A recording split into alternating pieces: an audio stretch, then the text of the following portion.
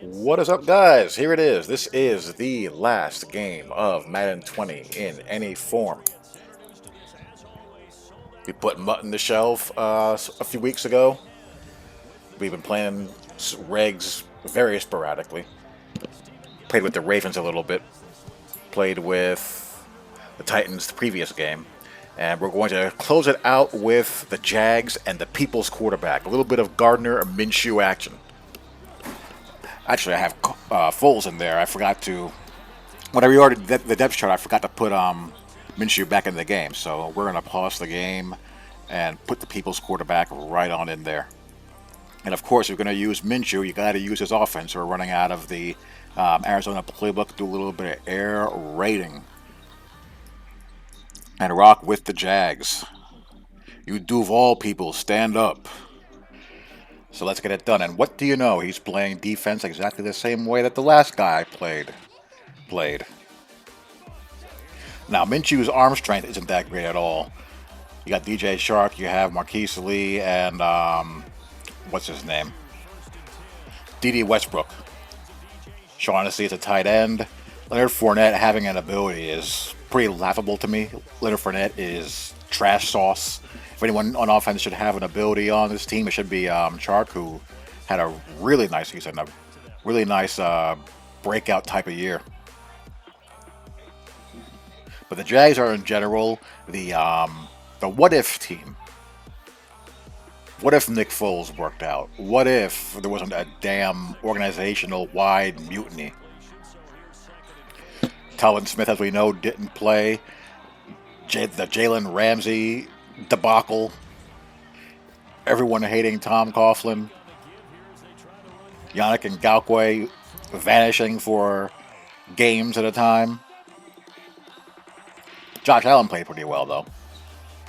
He showed some signs of being just a really talented dude. And Calais Campbell fought the good fight, but overall the Jags were just a mess. Lots of dysfunction. You had your stretches of Minshew mania, but overall just a very disappointing season. So we're running some mesh, we're running some RPOs, just kind of poking and prodding as we hit O'Shaughnessy there on the drag. As far as Madden 21 goes, as you guys have asked me regarding being able to run this type of offense, I said in my beta impression that it was better as far as route running is concerned. Stephon Gilmore trailing the play, picked that off.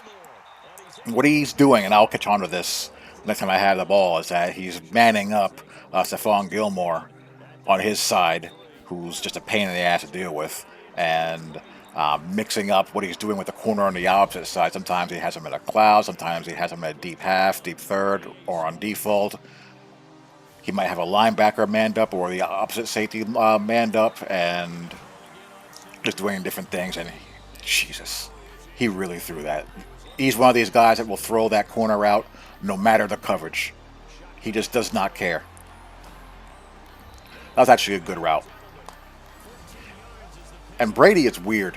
Weird in the sense that the pocket passer abilities, like protected, and some of the pass lead abilities, they work in regs, but not in Mutt.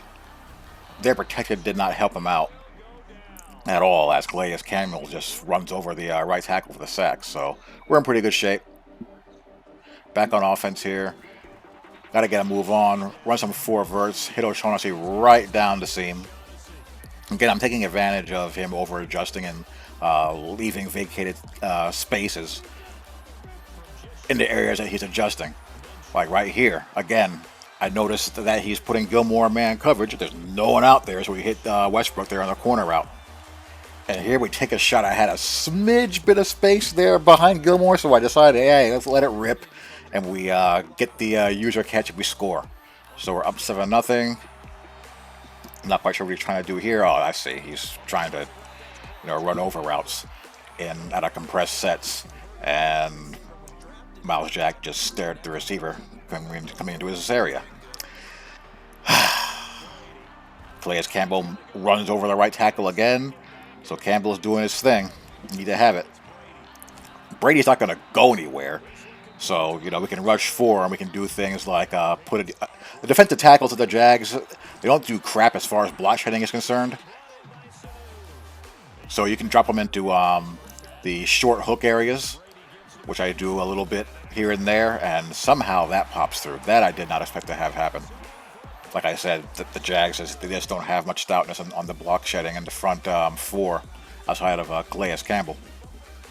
And Ngakwe, pure speed rusher, and the tackles are athletic, but again, they're not really that stout against the run. So 7-7 game. Not quite sure what he was trying to accomplish there. So 4th and 8. I play a lot of press quarters in this game. I don't really fear the receivers getting behind me. I mean, Edelman's not going to roast anyone deep on the outside, certainly. So we're going to press up all the way. And again, match coverage converts to man. Nowhere to go. Calais Campbell does his thing. It looks like he had something breaking late to the sideline on the opposite side, to the right-hand side, but it was too late. Going to give Fournette some love here. See if we can take advantage of, again, some over-adjusting and dropping guys back. Or into man coverage, I should say.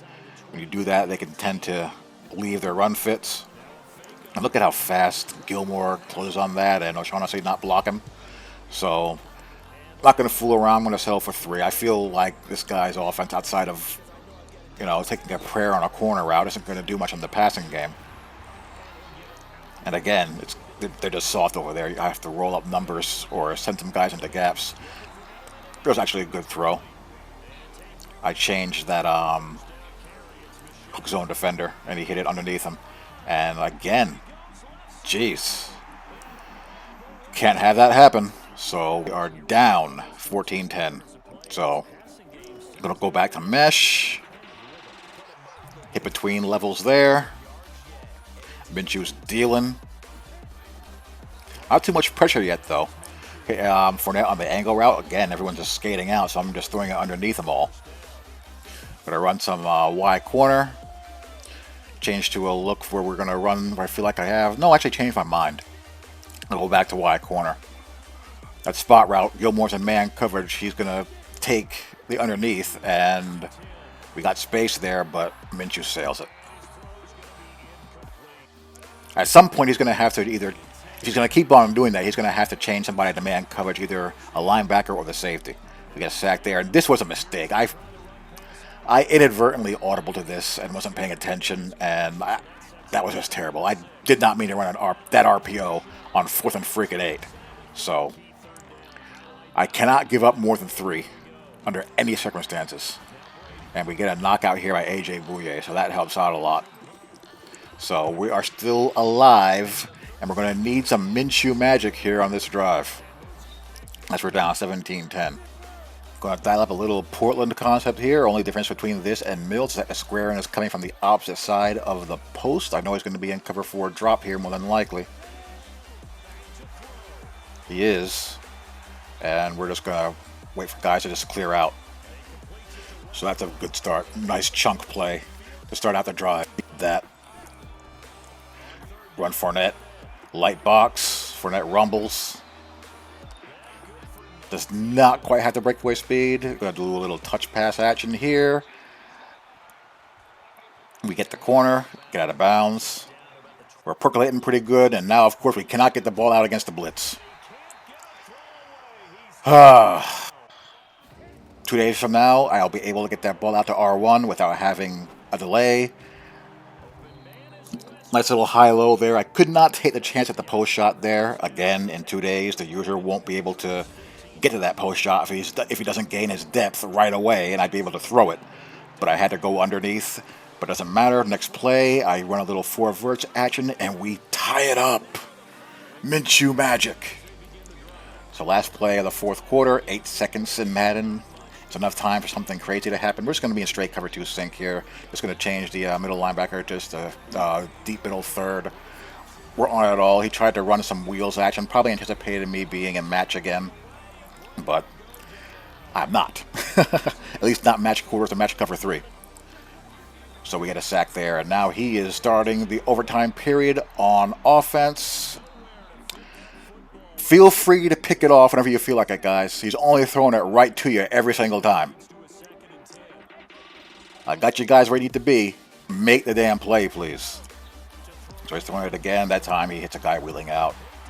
That's fine. I conceded that. I had, I changed the quarter flash to just play curl flats there, so we're fine there. And we finally, AJ Bouye remembers that he's a halfway competent corner and picks it off.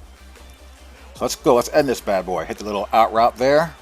I'm not going to screw around with Mr. Gilmore at all.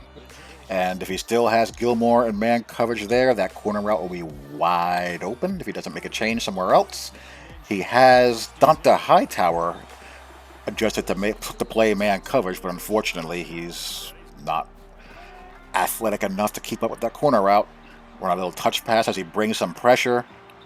Little juke move, and we almost score there. So we're right there. The game's going to be pretty much over here as we're going to hit this field goal, and we will close out Madden 20 with Minshew Mania rallying the troops for the W.